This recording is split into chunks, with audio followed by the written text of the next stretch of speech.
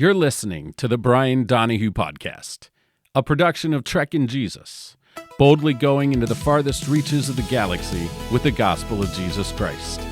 Trekking Jesus is an online community for Trekkies who love Jesus to talk all things Trek, their faith, and everything in between. Join me and special guests from around the world as we engage in relevant discussions about Trekking Jesus. Let's get ready to fly and boldly go right now.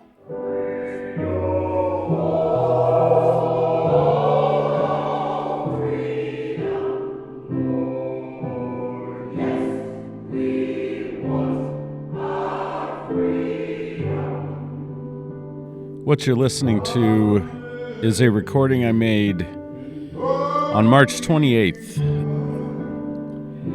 at the St. Paul United Methodist Church in Birmingham, Alabama. My family and I were traveling through on our way to Gulf Shores, Alabama, and my wife and I had decided that we wanted to stop in Birmingham, the birthplace of the civil rights movement, to educate our children, to show them this very important part of our history as a nation. And we stopped into, at the end of our time in Birmingham, to St. Paul United Methodist Church, and they happened to be having the 63rd anniversary service of the Palm Sunday March, led by Reverends N.H. Smith, John Porter, and A.D. King. We were surprised to find the service happening, and we're a little bit pressed for time, but as we were ushered into the service, because we just wanted to see the church and thought there might be some placards up that we could read with the kids, but they had this full-blown service, and it was amazing. We sat and we listened, and we learned, and we cried, and we were shocked, and we were inspired.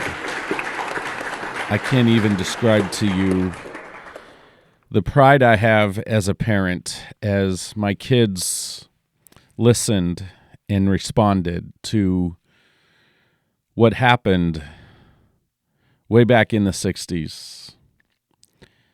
Their shock at seeing statues in the park in the middle of Birmingham, Alabama, that commemorates the civil rights movement, the hoses, the terrible hoses that cut and burned and devastated lives. The dogs, the police dogs, the policemen, the brutality, the beatings, the jailings even of children. As my kids read and looked and learned, their response was shock. Their response was devastation. How could this happen in our nation? How could anything like this happen here? They said things like, just because they were black? Just because what? That makes no sense. And as we all walked very reverently and respectfully through the park, as there were sculptures of the police dogs attacking children and children behind jail bars, it was a moment I'll never forget. As a human being, as a man, as a father, and as a pastor. As a pastor, if there is anything I hate in this world, it is racism. I'm just going to be honest with you, and I may have stated this before, but I hate racism. There is no place for it in all of its forms. Racism can be seen in small comments that are meant to be humorous in passing at work. Racism can be seen in how people vote.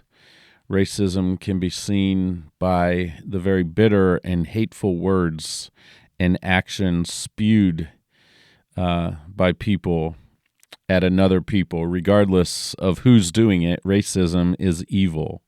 It is bad. It is wrong. And it should not be found in the hearts of any self-respecting Christians.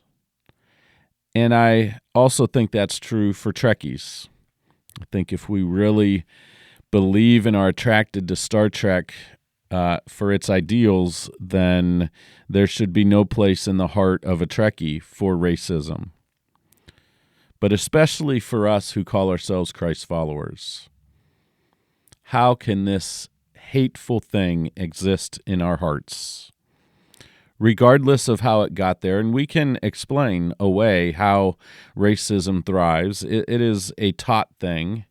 I have not taught my kids racism, therefore they are not racism. They are not racist, excuse me. It is a taught thing. Children are taught it from their parents, their grandparents, their aunts and their uncles, from teachers, people of influence. Who you hang out with matters. Who you learn from matters. And so it can be taught to innocent children. Innocent children can be taught and groomed to hate. And that is how racism thrives in America. Racism, I've heard stories of how people have terrible interactions with someone from a different nationality or skin color than them. And this goes both directions, but I think in America, I think we need to be careful, because I think it has become popular in some circles to say that white men are now the oppressed in our nation, and I think that's appalling and ridiculous. The tables have not turned so far, but it goes both directions. So I just want to say I hate racism any direction it flies. But we're sitting in this church, and this marvelous choir singing old Negro spirituals, and my children are watching, and we had the pleasure of listening to many different voices during this service come up and talk. They invited people. That wonderful choir you heard is the Carlton L. Reese Memorial Unity Choir. We had people from City Hall there. There were special music from other people from other churches. We had the superintendent of the National Park Service Civil Rights Monuments. There's a wonderful civil rights monument there in Birmingham, a hotel that Dr. Martin Luther King Jr. stayed at that was an all-black motel, a place, a safer place for blacks to go. And there's many famous photographs of Dr. Martin Luther King Jr. there. It was a staging area. It was a safe place for people to stay when they were in town. Many important people stayed there. Miss Alexia Coleman, who's a Birmingham organizer of the African American Civil Rights Heritage Sites Consortium. We had people representing the Regenerate Society there, activists, civil rights chair people on different committees. And we also had Bishop L. Jonathan Holston, who is the resident bishop of the North Alabama Conference, Alabama Panhandle Episcopal area of the UMC, gave an absolutely powerful sermon about what we were commemorating this Palm Sunday March 63 years earlier, and what happened and why. And guys, it was like stepping out of our time back into 1963. My family was probably 4 of only maybe 10 white people in the building, which made the experience all the more richer. We were the minority in that church building, but we were welcomed in. We were invited to sit down and be a part of the service, to listen, to learn, to remember. And I am moved even now as I'm talking. I hesitate and I pause, but I am moved even now as I remember this experience and the wonderful music and the stirring messages from everyone. But Bishop L. Jonathan Holston gave a powerful message about agitation. We need to not just be embittered. We need to not just be angry back at the hate we see happening in our nation, even today. Even today, he said, we need to agitate.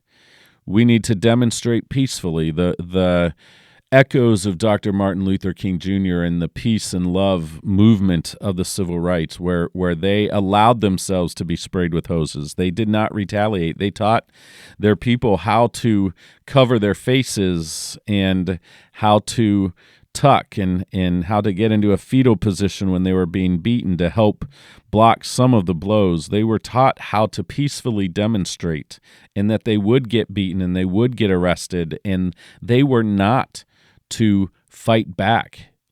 The power of the civil rights movement in the 1960s was not raiding businesses and ransacking. It was that they just peacefully marched, and when they were attacked, they did not retaliate. And so my children heard this message and were impacted. And Bishop Holston said, we must learn how to peacefully agitate. We need to make people uncomfortable. Our neighbors, our friends, our coworkers who are racist, they need to be uncomfortable with their lifestyle they have chosen, with this attitude of hatred. We need to shine the light on racism in America still today. It was powerful. It was moving. And as we heard these choirs and the wonderful music being offered up, and as we were stirred by the response of the congregants and the guests that were there that day at this historic church building on March 28th,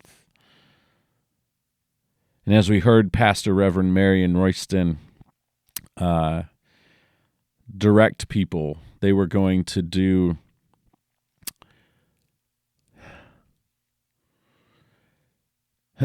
a commemorative march back to the park where much of the things happened in the 60s, and have a prayer. It was remarkable. It was powerful. And it filled me with hope. As a pastor, as a father, I was, again, very pleased that my children saw these things and were in shock, could not believe their eyes. How could anyone do this to anyone just because they are of a different color? Guys, we still have a problem of racism in this nation, in America. It exists, and it is far more sweeping than some care to admit. And it is time for those of us who are not racists, who believe in equality for all men and women, who believe that we should treat each other with dignity and respect, regardless of their religion, regardless of our skin color, our nationality, our heritage. We need to treat each other with respect. We are all God's creation. The Bible says that we are all beautifully and wonderfully made. We are, in essence, one big family. And we need to act that way, and we need to treat each other that way. Doesn't mean we don't have our differences, our disagreements. It doesn't mean at times we're not really, really frustrated with one another. But at the end of the day, we always come back to that dinner table. We always come back, and we always persevere together. We struggle together. We hurt together. We have joy together, success together. Wherever you are today, I hope that as I play the sound of this choir again, that you will take a moment to look inward, inside your own heart, inside your own mind. And if you know there is any ounce of racism or hatred for fellow persons, that you will ask God Almighty to purify your heart, to cleanse you of this unrighteousness, and to fill your heart with love and respect for that person, even if it's just one. And it may be someone who looks just like you. Could be someone in your church, as a matter of fact. It could be a coworker, whatever. That you would ask God to purify your heart and renew your sense of love for neighbor. Thank you for listening today. I love you guys. I pray for you often. I hope you're a major part of Trekking Jesus. Thank you for listening. I'll be right back.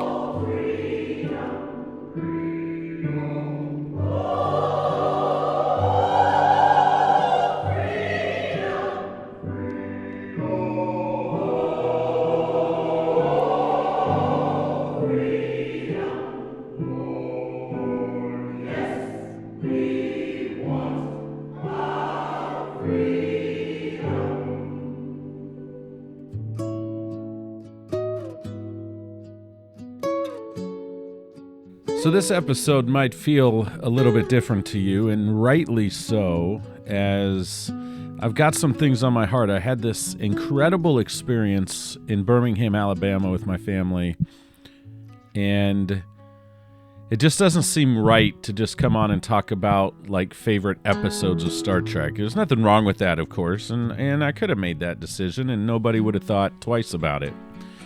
But what I'm interested in today is to really talk about how Star Trek helped to form my ideology, my outlook on life in the world. Now, the Bible had a major part of that. My Christian faith is the number one thing in my life, even above my Star Trek fandom. And I think that's the right thing. I think that is right for me, for sure. But I think that our faith in God and our desire to serve Him, our desire to do good on the earth, should be the highest thing in our life.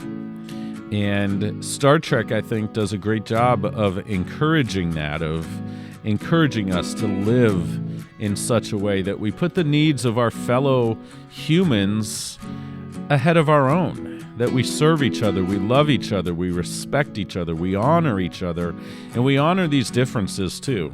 Now, it's not that we have to always agree on everything. It's not that we don't ever have disagreements. But we should figure out how to live with each other in a way that is a blessing to all of us, in a way that blesses the earth. That's a biblical principle, to work the earth, to take care of the earth. We see that early on in the Bible narrative, in the story of Adam and Eve. God, after creating the universe and creating the earth and placing them in this beautiful, wonderful garden, He said, now take care of it. Take care of this stuff. It's yours to take care of. And so that's how we should live.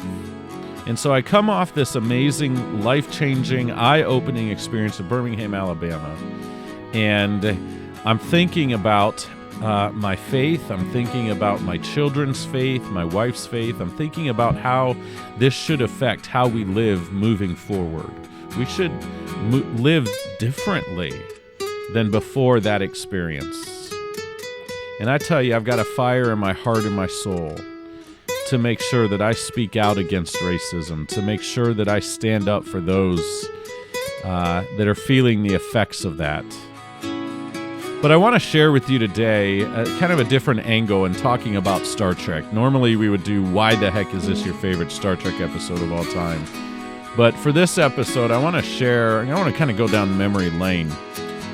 Because Saturday nights for me growing up, and I've talked about this from time to time, was just magical. You had Star Trek the original series on at 6, Star Trek the Next Gen at 7, and then at 8 o'clock was Deep Space Nine.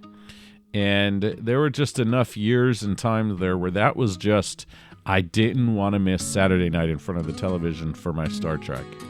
It was adventure, it was escape, it was educational in a lot of ways about life, right? It just was this amazing evening of this amazing world that I wanted to be a part of. I wanted to be on the Enterprise D bridge, right? Who else? Let's see a raise of hands here. I wanted to be on the bridge. I wanted to be in the turbo lift. I wanted to know what it was like to be in the holodeck and have my own quarters, and what branch of service would I be on the Enterprise? Would I be in command, security, and the sciences? What would it be? And it was just great. And I learned a lot, and it formed me. And as an adult, I am coming to realize more and more the influence that Star Trek had on me, and how it helped reaffirm what my parents taught me, which was that we are all made in the image of God, and that we should treat people with dignity and respect. And it doesn't matter the color of your skin, your nationality, your background, your religious affiliation. We should love our neighbors as ourselves, as the second greatest commandment Jesus gave. Love the Lord your God with all your heart, mind, and strength, and then love your neighbor as yourself. Very powerful stuff. And as I sat there in this congregation with my very white family, amongst mostly black people, and we heard the music and we heard the words, the powerful, stirring words, the true words, man, it moved me to want to do something. So my question to you is, what are you going to do? We live in a time where racism, it seems to be growing. It's all around us. It's not fixed in America. It is far from fixed. I refuse to accept the narrative that it doesn't exist anymore. That's just not true.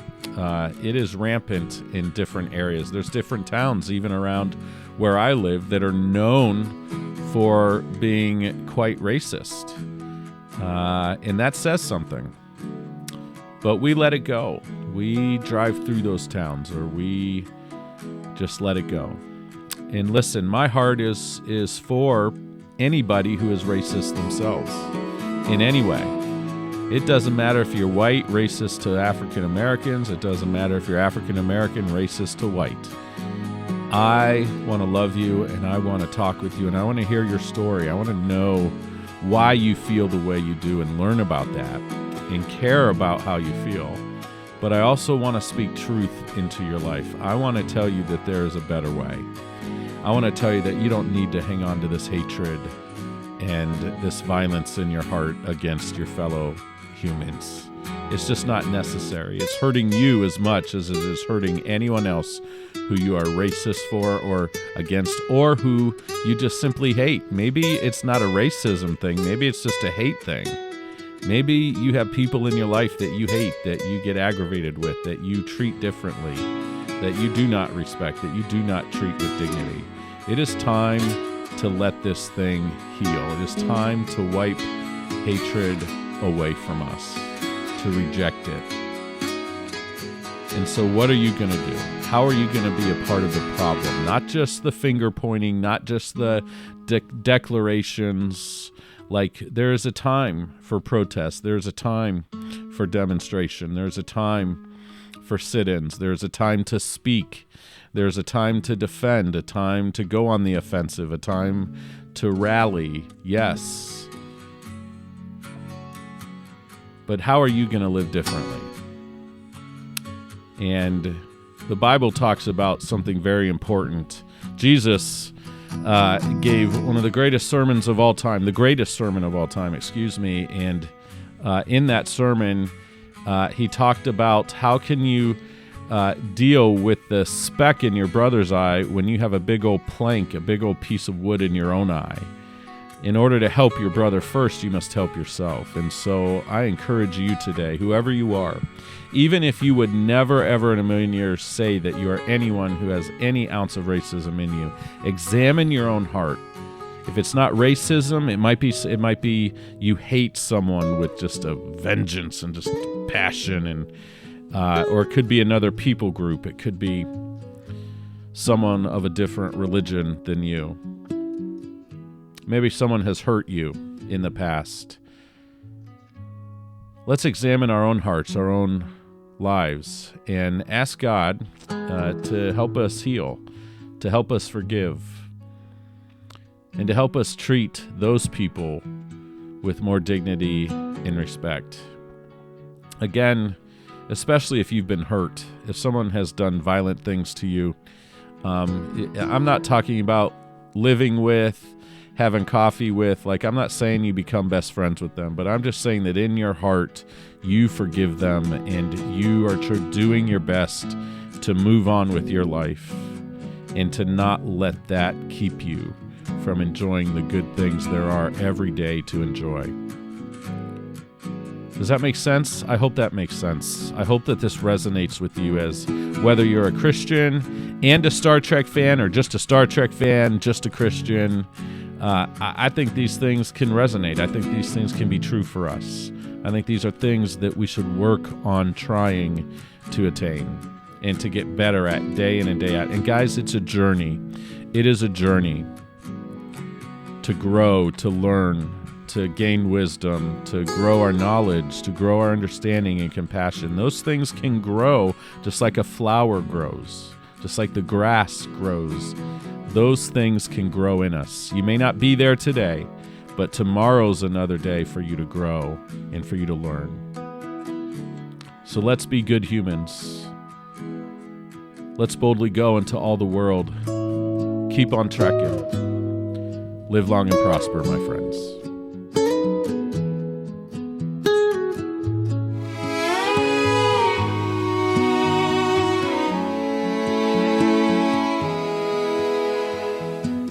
I remember when I used to call your name every day and every night. I can't forget about the things you'd say when I'd lose my will to continue the fight. I don't want to run away anymore, want to know what it's like to live in peace. All my hopes and dreams are wrapped in the arms of the King of Kings.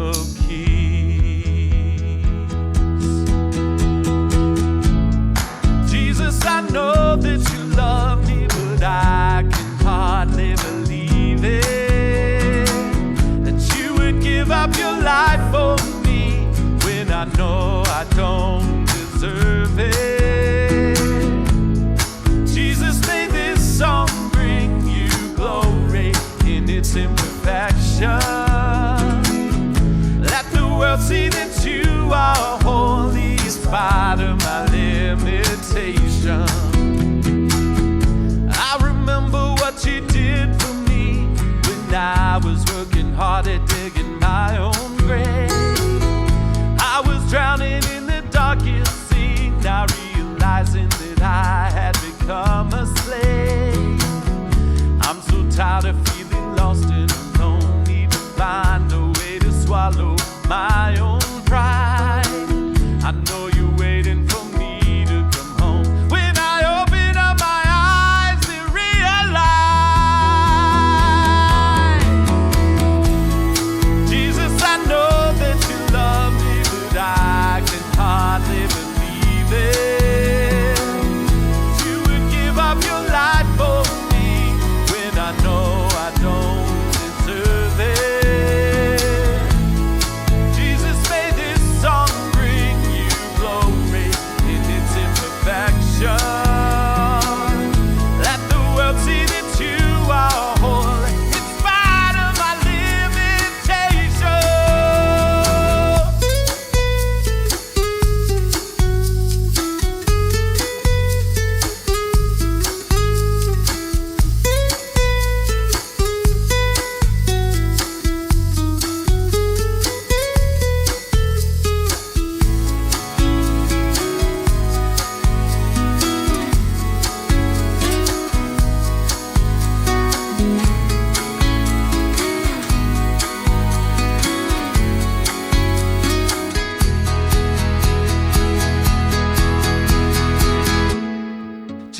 I know that you love me, but I can hardly believe it, that you would give up your life for me when I know I don't deserve it.